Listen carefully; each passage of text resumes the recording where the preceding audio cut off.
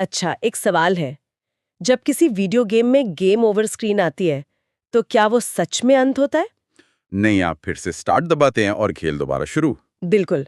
तो क्या अंत सच में अंत है या बस एक नई शुरुआत का मौका? आज हम इसी सवाल को ब्रह्मांड के लेवल पर देखने वाले हैं। हाँ। हमारे हाथ लगा है एक बहुत ही कमाल का source, the dawn of cosmic rebirth का चैप्टर 51, जिसका नाम है पुनः सृष्टि की योजना। बहुत दिलचस्प। ये हमें उस दौर में ले जाता है जब प्रलय के बाद सब कुछ खत्म हो चुका था और यूनिवर्स को एक तरह से रीबूट होना था।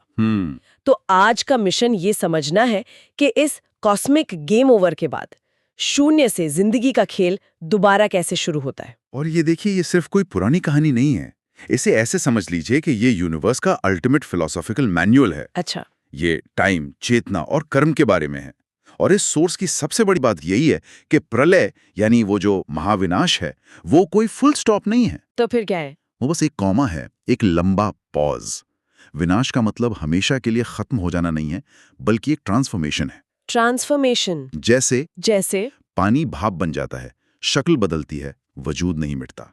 ब्रह्मांडीय अल्पविराम, कॉस्मिक कॉमा। वाह, ये सुनने में ही कितना दिलचस्प है ना? चलिए, तो फिर इस पॉज बटन वाले सीन में थोड़ा और जूम इन करते हैं। सोर्स का जो पहला सीन है वो दिमाग में छप जाता है। हाँ, वो वर्णन बहुत शक्तिशाली है। चारों तरफ घना अंधेरा, हद से ज्यादा पानी और एक ऐसी खामोशी जिसे हम सोच भी नहीं सकते। यहाँ तक कि वक्त भी रुका हुआ है। किताब में एक लाइन है, जब समय भी थम गया था तब सृष्टि नहीं थी, केवल शून्य था। ये पढ़कर मेरे मन में सबसे पहला सवाल यही आया कि क्या ये शून्य सच में खाली था, मतलब एकदम जीरो? यही तो सबसे जरूरी सवाल है। और सोर्स कहता है कि नहीं था। नहीं, बिल्कुल नहीं।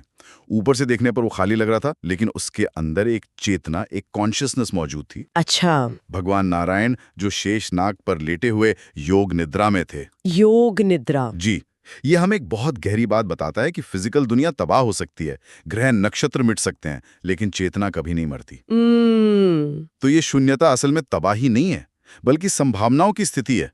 एक अनपेंटेड कैनवस की तरह, जिस पर अभी कुछ भी बनाया जा सकता है। एक मिनट, योग निद्रा मतलब वो सो रहे थे पर जागे हुए भी थे? ये थोड़ा कंफ्यूजिंग है। हाँ। क्या ये किसी डीप मेडिटेशन स्टेट जैसा है, जहां बाहर कुछ नहीं हो रहा पर अंदर सब कुछ मौजूद है, जैसे कंप्यूटर स्लीप मोड में होता है? बिल्कुल सही पकड़ा। स्लीप मोड एक बेहतरीन एनालॉजी है। पावर ऑन है पर स्क्रीन ब्लैक है। एग्जैक्टली। यूनिवर्स बंद नहीं हुआ था, बस स्टैंड बाय पर था। बाहर से सब शांत, लेकिन अंदर ऑपरेटिंग सिस्टम चल रहा है, सारी जानकारी मौजूद है। और समय की बात भी बहुत कमाल की है। सोर्स कहता है जब सृष्टि समाप्त होती है, काल सो जाता है। वाह!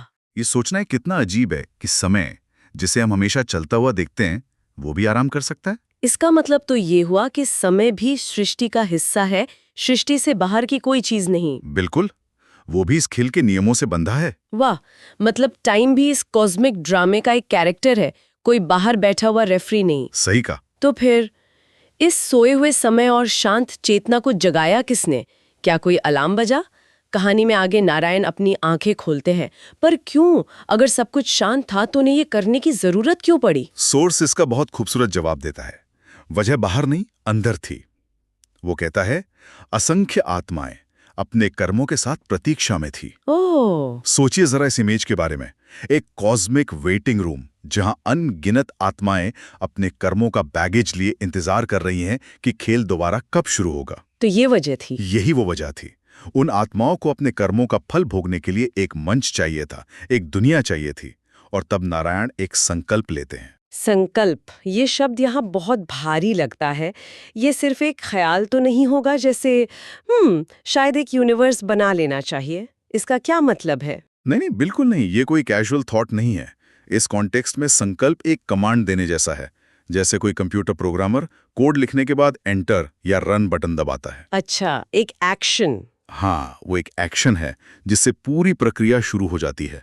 ये एक क्रिएटिव फोर्स है। और इसी संकल्प की शक्ति से नारायण की नाभि से एक दिव्य कमल खिलता है और उस कमल पर ब्रह्मा जी प्रकट होते हैं। सोर्स कहता है, संकल्प से जन्मा कमल और कमल से प्रकट हुए ब्रह्मा, सृष्टि के प्रथम रचयिता। ये पूरी प्रक्रिया दिखाती है कि सृष्टि का बनना कोई एक्सीडेंट नहीं है, बल्कि एक सोचा समझा पर्पसफुल डिसीजन है। बिल्कुल, चेतना पहले आती है, पदार्थ बाद में। तो यूनिवर्स के आर्किटेक्ट ब्रह्मा जी अब सीन में आ चुके हैं। इसके बाद नारायण उन्हें एक काम सौंपते हैं और उस आदेश में एक शब्द है जिसने मेरा ध्यान खींचा। कौन सा? वो कहते हैं, ब्रह्मा लोकों की रचना करो, पर इस बार संतुलन के साथ। इस बार संतुलन के साथ, ये लाइन मुझे सोचने पर मजबूर कर देती है। क्या इसका मतलब ये है कि पिछली सृष्टि में बैलेंस की कमी थी? क्या वो एक तरह का वर्जन 1.0 था जिसमें कुछ बग्स थे और अब वर्जन 2.0 बनाने का ऑर्डर था? हाँ, ये एक शानदार तरीका है इसे देखने का। बग्स वाला वर्जन 1.0।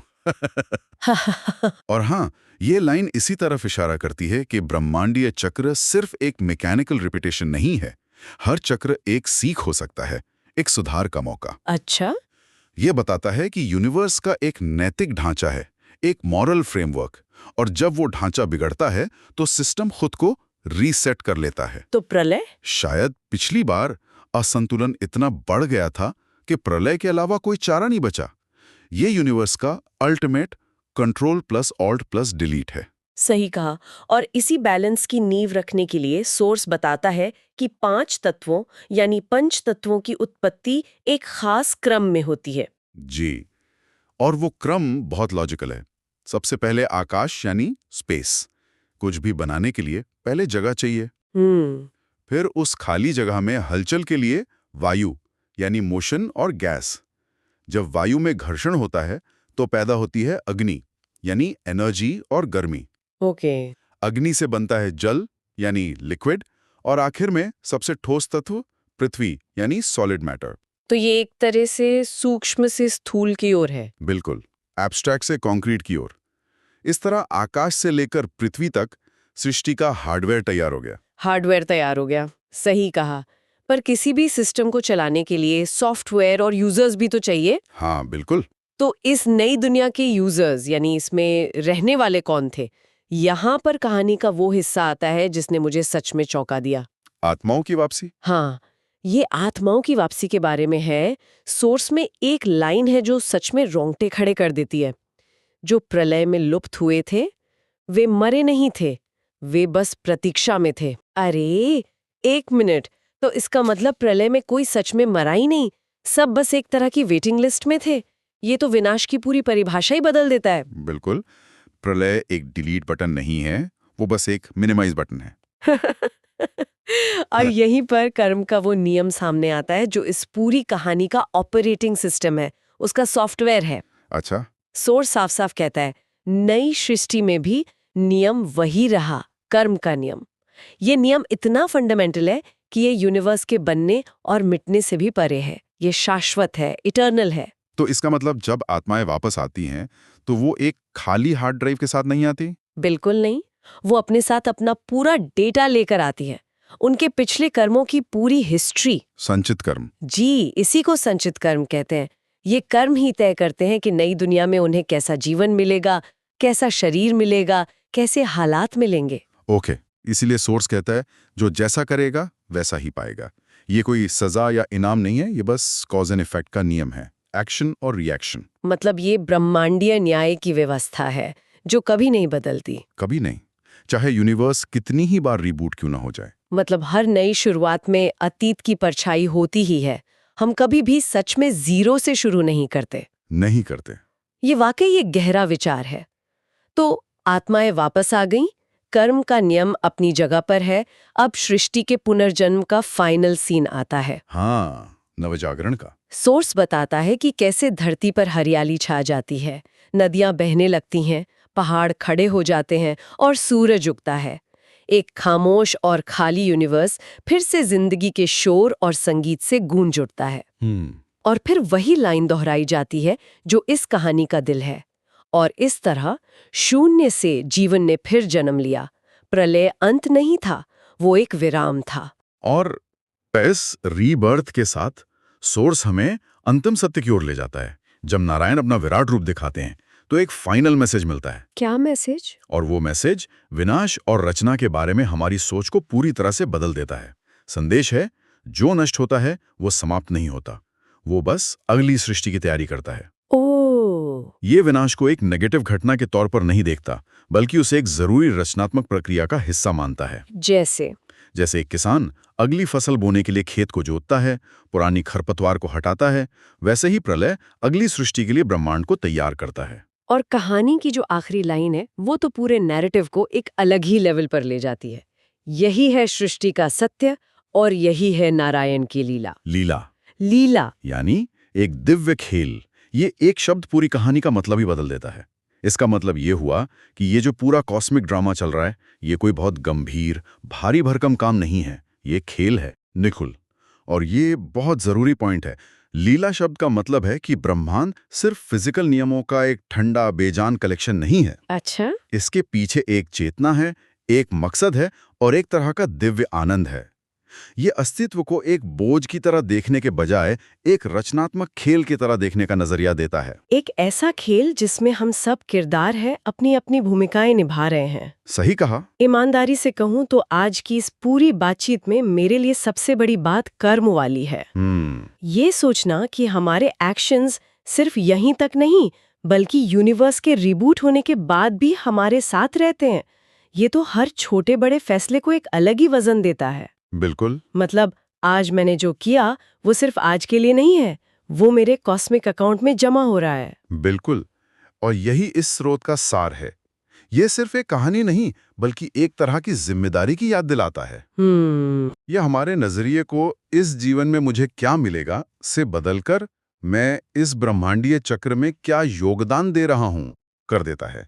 ये एक बहुत बड़ी शिफ्ट है। सही बात है। यह बताता है कि हमारे कर्म सिर्फ हमारे लिए नहीं हैं, वे उस संतुलन का भी हिस्सा हैं जिसे बनाने का आदेश ब्रह्मा को दिया गया था। ये एक बहुत ही सुंदर और शक्तिशाली विचार है। और इसी विचार के साथ हम अपने श्रोताओं के लिए एक अंतिम सवाल छोड़ना चाहेंगे। जरूर। अगर प्रलय सिर्फ एक विराम है और कर्म का नियम हमेशा बना रहता है, तो इसका मतलब है कि हमारे आज के कर्मों का असर सिर्फ इस जीवन तक ही सीमित नहीं, बल्कि शायद पूरे ब्रह्मांडीय चक्र तक फैला हुआ है। ये विचार हमारे रोजमर्रा के कामों को, हमारे छोटे छोटे फैसलों को, चाहे वो किसी की मदद करना हो या किसी को अनदेखा करना, क्या मायने देता है, सोचने वाली बात है।